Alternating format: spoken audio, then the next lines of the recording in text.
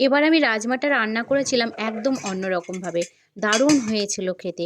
তো নমস্কার বন্ধুরা, আমার নতুন একটা ব্লগে আপনাদের সবাইকে স্বাগত। আজ আমি আপনাদের সাথে দারুণ একটা হেলদি রেসিপি শেয়ার করব। সেটা হলো রাজমা মশালা। তো প্রথমেই আমি রাজমাগুলোকে যেদিন রান্না করেছিলাম তার আগের দিন রাত্রিবেলা কিন্তু জলে ভিজিয়ে রেখেছিলাম। তারপর আমি এগুলোকে পরের দিন প্রেসার কুকারে একটু সেদ্ধ করে নিয়েছিলাম। যখন দুটো সিটি পড়েছিল তখনই কিন্তু আমি নামিয়ে নিয়েছিলাম। তো আমার রাজমাগুলো কিন্তু খুব সুন্দরভাবে সেদ্ধ হয়ে গেছিলো। তো অনেক সময় কিন্তু একটা সিটি পড়লেও সেদ্ধ হয়ে যায়। তাই যখন প্রেসার কুকারে একটা সিটি পড়বে আপনারা একটু চেক করে নেবেন যে সেদ্ধ হয়েছে কিনা। যদি সেদ্ধ না হয় তখন প্রেসার কুকারে দিয়ে আরেকটা সিটি দিয়ে দেবেন। রাজমা প্রেসার কুকারে সেদ্ধ করার সময় জলটা এমনভাবে দেবেন যাতে রাজমাগুলো একটুখানি জলের নিচে ডুবে থাকে। আর সেদ্ধ করার সময় আমি এর মধ্যে একটু নুন আর হলুদ দিয়ে দিয়েছিলাম। এবার আমি এটা গ্যাসে বসিয়ে দিলাম একটু সেদ্ধ হওয়ার জন্য। এবার রাজমা বানানোর জন্য আমি নিয়েছিলাম আলু, যেগুলো আমি একদম ছোট ছোট করে কেটে নিয়েছিলাম।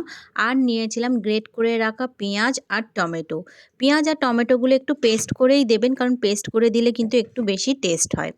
আর ফোড়ন দেওয়ার জন্য নিয়েছিলাম গোটা গরম মশলা, জিরা আর একটা শুকনো লঙ্কা।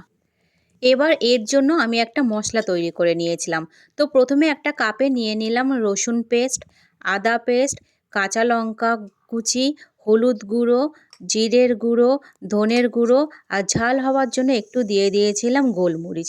তবে আপনারা যদি ঝাল না পছন্দ করেন তাহলে গোলমরিচটা কিন্তু স্কিপ করতে পারেন। আর একটু কালার হওয়ার জন্য আমি এর মধ্যে দিয়ে দিয়েছিলাম প্যাপরিকা পাউডার। এবার সব একসাথে জল দিয়ে কিন্তু ভালো করে মিক্স করে নিলাম। তো নুন দিতে ভুলে গেছিলাম, তো লাস্টে এর মধ্যে একটু নুন দিয়ে ভালো করে মিক্স করে নিলাম। এদিকে দেখুন আমার রাজমাটাও কিন্তু খুব সুন্দরভাবে সেদ্ধ হয়ে গেছে। রাজমাটা রান্না করার জন্য এবার কড়াইটা বসিয়ে দিলাম। কড়াইটা যখন গরম হয়ে গেল তখন এর মধ্যে আমি দিয়ে দিলাম সর্ষের তেল। আপনারা ইচ্ছে করলে কিন্তু রিফাইন তেল দিয়েও করতে পারেন।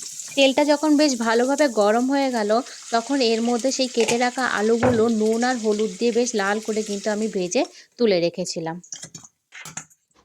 তারপর ওই তেলে ফোড়ন দিয়ে দিলাম গোটা গরম মশলা। কিছুক্ষণ ভাজার পর এর মধ্যে দিয়ে দিলাম গ্রেট করে রাখা পেঁয়াজ। পেঁয়াজটা বেশ একটু ভালো করে লাল লাল করে ভাজা হয়ে যাওয়ার পর এর মধ্যে দিয়ে দিলাম সেই মশলাটা যেটা আমি রেডি করে রেখেছিলাম। তো এই মশলাটা দিয়ে ভালো করে কষানোর পর এবার এর মধ্যে দিয়ে দেবো গ্রেট করে রাখা টমেটো। টমেটোটা দিয়েও কিন্তু ভালো করে কষাতে হবে যাতে টমেটোটার যে কাঁচা গন্ধ সেটা চলে যায়। টমেটো ও মশলা বেশ ভালো করে কষানো হয়ে যাওয়ার পর এর মধ্যে ঢেলে দিলাম সেই সেদ্ধ করে রাখা রাজমাগুলো। তারপরে এই রাজমাগুলো মশলার সাথে বেশ সুন্দর করে মিক্সড করে আমি ঢাকনা দিয়ে গ্যাস ছোট করে কিছুক্ষণ রেখে দিলাম যাতে মশলাগুলো রাজমার ভেতরে ঢুকে যায়। তারপর 10-15 মিনিট পর ঢাকনা উঠিয়ে আমি যে আলুগুলো ভেজে রেখেছিলাম রাজমার জন্য সেই আলুগুলো রাজমার সাথে মিক্স করে দিলাম।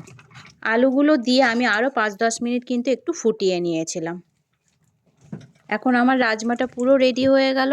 এবার নামানোর আগে আমি এর মধ্যে একটু দিয়ে দিয়েছিলাম বেশি করে বাটার আর গরম মশলা। এখন পুরো রেডি হয়ে গেল আমার রাজমা মশলা। দারুণ হয়েছিল খেতে। তো আপনাদের এই রেসিপিটা কেমন লাগলো অবশ্যই কমেন্ট করে জানাবেন। ভালো লাগলে লাইক ও শেয়ার করে দেবেন। আর এরকম নতুন নতুন রান্না আর ভ্রমণ ভিডিও পেতে আমার চ্যানেলটিকে সাবস্ক্রাইব করুন।